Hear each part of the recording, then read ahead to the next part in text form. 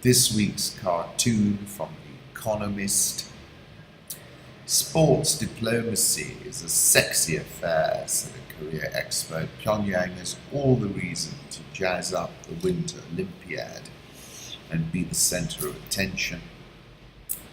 Um, my conclusions are that Pyongyang is disintermediating Donald Trump. September 2017, I wrote a piece about a screaming coming across the sky, Gravity's Rainbows, a 1973 novel by Thomas Pynchon, which is about the design, production, and dispatch of V-2 rockets by the German military. In particular, it features the quest undertaken by several characters to uncover the secret of a mysterious device named the Schwarzgerät, slated to be installed in a rocket with the serial number 00000. As the world watches Pyongyang, I cannot help wondering if Kim Jong-Un has read Pynchon, which speaks of a screaming coming across the sky. It is a curve each of them feels unmistakably. It is the parabola they must have guessed once or twice, guessed and refused to believe that everything always collectively had been moving toward that purified shape latent in the sky, that shape of no surprise, no second chance, no return. Kim Jong-un, I believe, has been precise and calibrated in his response to President Trump.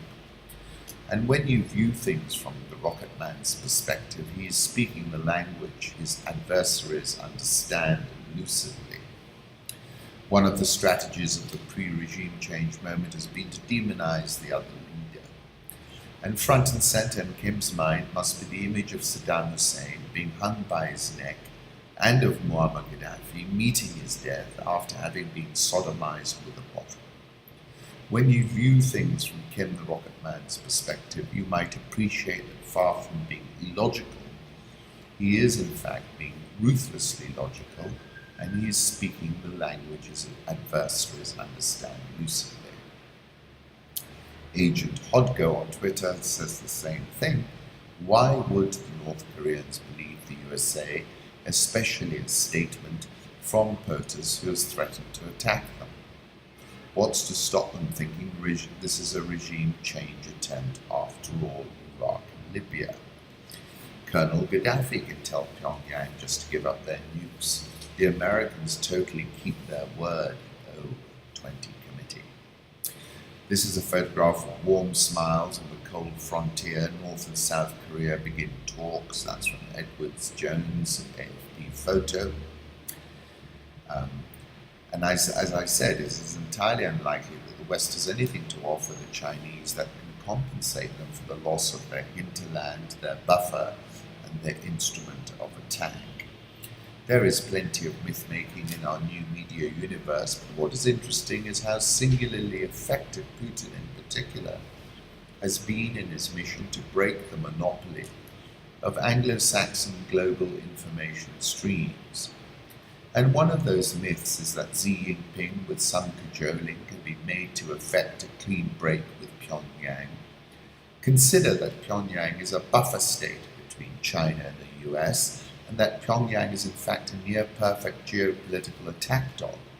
The attack dog is not on a Chinese leash, but it's surely aligned with the resurgent rise in China, whose aim is to surely eject the US and its allies from what it considers its sphere of influence.